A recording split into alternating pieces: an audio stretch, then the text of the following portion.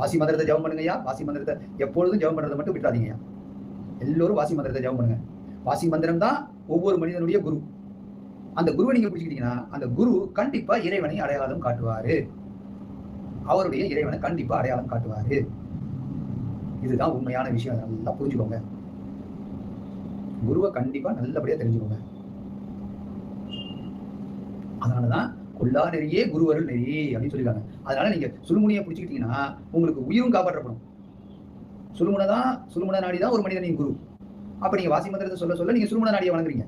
சுழுமுனை நாடியை வணங்கும் போது உங்க குருவை வணங்குறீங்க. உங்க குருவை வணங்கும் போது கொல்லா நெறி அவர் உங்களுக்கு டப்புன்னு சாகடிக்க விட மாட்டார்.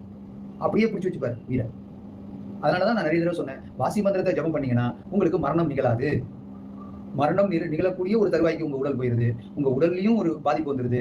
அதுக்கப்புறம் நீங்க ஹாஸ்பிட்டலைஸ்ட் ஆயிடுறீங்க. அந்த மாதிரி ஹாஸ்பிட்டலைஸ்ட் ஆகி ஒரு இடத்துல இருக்கீங்க. அப்புறம் எல்லாம் டாக்டர்ஸ் எல்லாம் சொல்றாங்க கடவுள் தான் காப்பாற்றணும் அப்படின்னு சொல்றாங்க. அந்த கடவுள் எங்கன்னு கேட்டா டாக்டருக்கும் தெரியாது. ஆனா உங்க கடவுள் உங்களுடைய குருவான உங்களுக்குள்ள இருக்கிற வாசி மந்திரம் தான். உங்களுக்குள்ள ஓடக்கூடிய அந்த மூச்சு காத்து தான். அதனால அந்த மாதிரி டைம்லயும் நீங்க வாசி மந்திரத்தை ஜெபம் பண்ணிட்டே இருந்தீங்கன்னா கண்டிப்பா இறப்பு உங்களுக்கு நிகழாது. உலகத்திலேயே மிகப்பெரிய நஷ்டம் உயிர் நஷ்டம் மட்டும்தான். வேற எந்த நஷ்டத்துல இருந்தும் ஒரு மனிதன் வெளியில வந்துடலாம். அவனுக்கு உயிரே இல்லைன்னா வெளியில வரவே முடியாது. இது நல்லா எல்லோரும் புரிஞ்சுக்கோங்க.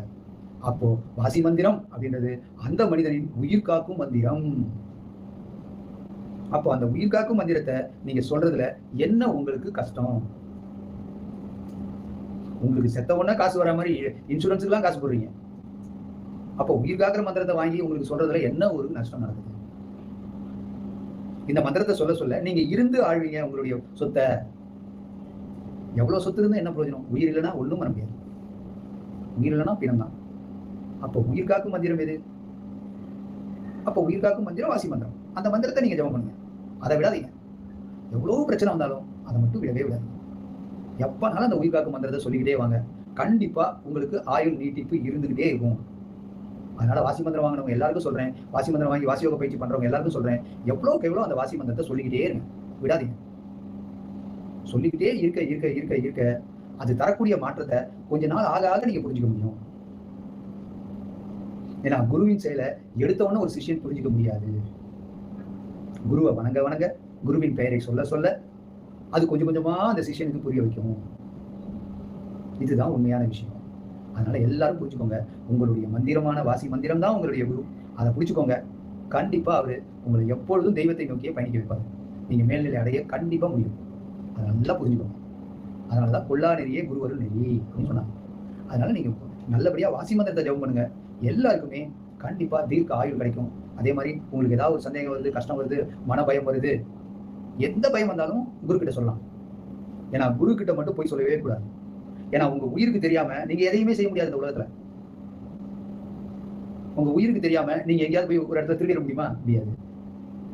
உங்க உயிர் இருந்தாதான் நீங்க அங்க போய் திருடுவீங்க. அப்ப அந்த உயிருக்கு தெரியும். உங்க உயிருக்கு தெரியாம எங்கேயாவது போய் ஒரு தப்பு வேலை செஞ்சிட முடியுமா? முடியாது. அந்த உயிருக்கு தெரியும். அதனாலதான் சொன்னாங்க குருவுக்கு தெரியாம எதுவுமே செய்ய முடியாது. இதுதான் உண்மையான விஷயம்.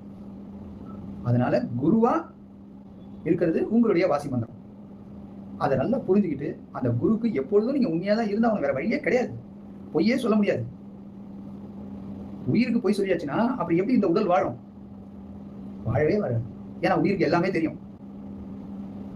எந்த இடத்துல உங்களுடைய உடல் எந்த இடத்துல எப்படி அசைவு இருந்தது, என்னென்ன நீங்க பண்ணீங்க, எந்த இடத்துல நீங்க சந்தோஷமா இருந்தீங்க, எந்த இடத்துல நீங்க துக்கமா இருந்தீங்க அப்படின்றது எல்லாமே தெரியும்.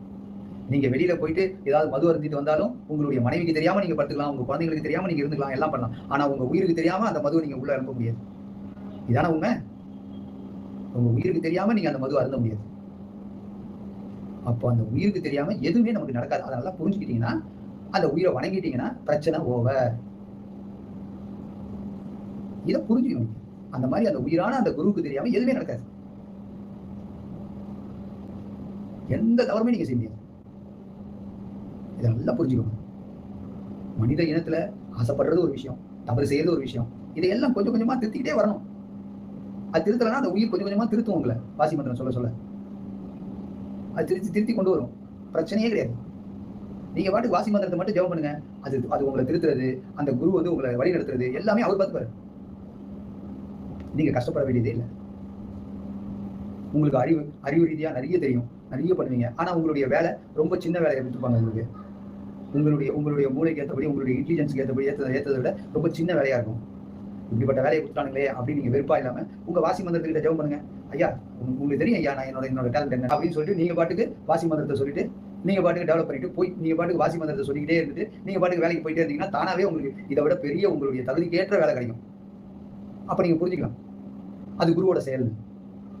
ஏன்னா குருவுக்கு தெரியும் நீங்க கண்ணீர் விட்டாலும் உங்க வாசிக்கு தெரியும், உங்க உயிருக்கு தெரியும். நீங்க சந்தோஷப்பட்டாலும் உங்க வாசிக்கு தெரியும், உங்க உயிருக்கு தெரியும். இது உங்க உயிருக்கு தெரியாம இந்த உடல் எதையுமே அசைக்க முடியாது. உங்க உயிருக்கு தெரியாம உங்க மனம் எப்பொழுதும் அழுவவும் முடியாது, சந்தோஷப்படவும் முடியாது, எதையுமே செய்ய முடியாது. உங்க உயிருக்கு தெரியாம எதையுமே நீங்க ஒளிச்சு வைக்க முடியாது. இதுதான் உண்மை. இதை நல்லா புரிஞ்சுக்கோங்க. அந்த உயிர் தான் ஒவ்வொரு மனிதனுடைய குரு. அந்த உயிர் தான் எப்பொழுதும் மேல்நிலை அடையும்.